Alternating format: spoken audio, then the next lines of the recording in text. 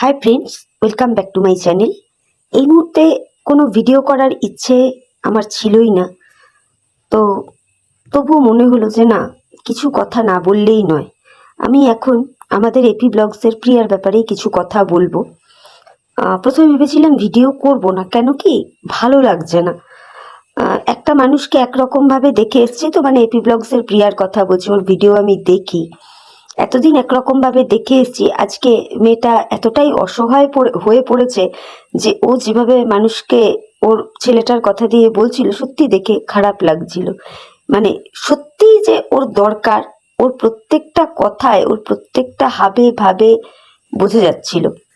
তো কেমন যেন একটা লাগে। তো এই মুহূর্তে আমি ভিডিওটা করতে এলাম সেই সমস্ত ভিউয়ার্সদের উদ্দেশ্যে যারা কিনা লক্ষ লক্ষ টাকা ওই বড় ব্লগারের ছেলেটির জন্মদিন উপলক্ষে গিফট হিসেবে দিয়েছেন, বা এমনিভাবেই গিফট হিসেবে টাকা পয়সা দিয়েছেন। যার এত ছিল বা এত আছে, বাড়ি আছে, গাড়ি একটা থাকতেও, চার চাকা একটা থাকতেও আবার একখানা গাড়ি কিনলো, এত কিছুর পরেও তাদেরকে তো গিফট দিয়েই চলেছেন। ইভেন এখনো তাদেরকে গিফট দেওয়া হয়তো আপনাদের শেষ হচ্ছে না। এবং সেই বড় ব্লগারটি নিজেই বলে দেয়, যারা গিফট দিচ্ছে তারা যখন দিচ্ছে আর আমরা যখন নিচ্ছি, আমাদের মধ্যে যখন কোনো অসুবিধা নেই, তাহলে বাইরের লোকের কিসের অসুবিধা।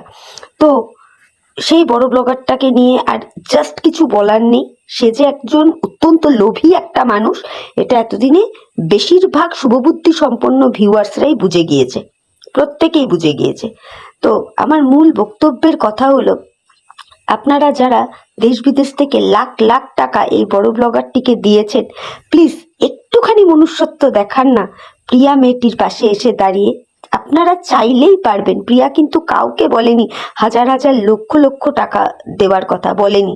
বলেছে যার যেমন সামর্থ্য, 50, 100, 30, 40, যে যেমন পারে সে সেইভাবেই যেন ততটুকু সাহায্যের হাতই যেন প্রিয়ার দিকে বাড়িয়ে দেয়। আমি আমার সামর্থ্য অনুযায়ী প্রিয়ার পাশে দাঁড়িয়েছি। আজকে দুপুরেই ওর ভিডিওটা দেখলাম, ও যে কিউআর কোডটা দিয়েছিল তার মাধ্যমেই আমার পক্ষে যতটুকু সম্ভব হয়েছে আমি ততটুকু হেল্প করেছি। তো আমি আমার ভিউয়ার্সদের কাছে রিকোয়েস্ট করব, এবং সেই সমস্ত ভিউয়ার্সদের কাছে রিকোয়েস্ট করব যারা কিনা লাখ লাখ টাকা, যাদের এত থাকা সত্ত্বেও তাদের পেছনে ঢালেন, একবার প্রকৃতই যার প্রয়োজন তাকে একটু দিন না। যদি আপনাদের এই তিল তিল করে দেওয়া, মানে এই বিন্দু বিন্দু করে দেওয়া অর্থ দিয়ে আজকে ওই বাচ্চা ছেলেটা সম্পূর্ণ সুস্থ হয়ে যাতে প্রিয়া এবং প্রিয়ার হাজবেন্ডের কোলে ফিরে আসতে পারে, আমি সর্বান্তকরণে ঠাকুরকে ডাকছি যাতে ওর ছেলেটা সুস্থ হয়ে ওদের কোলে ফিরে আসুক। সত্যি এইগুলো জিনিস নিয়ে না, মানে বলার কোনো ভাষাই থাকে না। আর আমি বুঝি একটা মা কোন পরিস্থিতিতে গিয়ে এইভাবে ভিডিও করে, বুঝি। আর একটা মায়ের কাছে তার সন্তান কতটা কি হয়, মানে এই ব্যাপারে না, মানে সত্যি যত বলবো হয়তো কম বলা হয়ে যাবে। তো এই প্রসঙ্গে আরেকটা কথা বলি, প্রিয়ার ছেলের বোন ম্যারো ট্রান্সপ্লান্টের ব্যাপার আছে। আমার অভিজ্ঞতা আছে, আমি জানি বোন ম্যারো ট্রান্সপ্লান্ট করতে যথেষ্ট ব্যয়বহুল একটা ব্যাপার।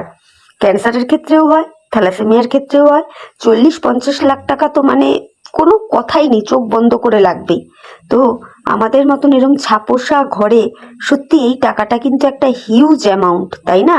একটা হিউজ অ্যামাউন্ট, যেখানে আমরা প্রত্যেকেই দেখেছি প্রিয়ার ব্লগসে যে প্রিয়ার হাজবেন্ড সাধারণ একটা গাড়ি চালায়, যতদূর আমি জানি। প্লাস প্রিয়াও এই ইউটিউবটা দিয়েই তার ফ্যামিলিটাকে মেনটেন করে।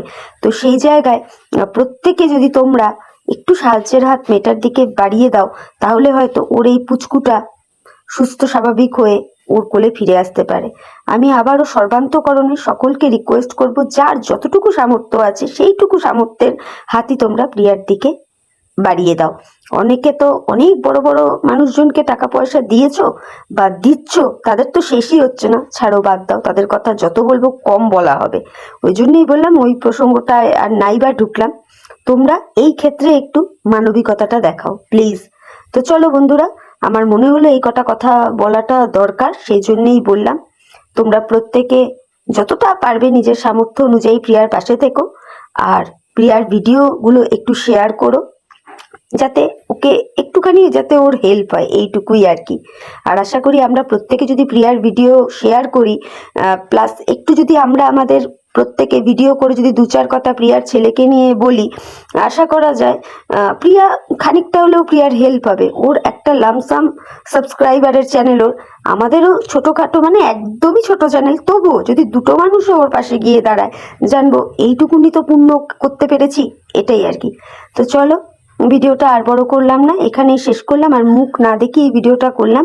তোমরা একটু ধৈর্য নিয়ে শুনো, আর পারলে ভিডিওটা প্রত্যেকে শেয়ার করো, ঠিক আছে? তাহলে চলো, টাটা, বাই, ভালো থেকো।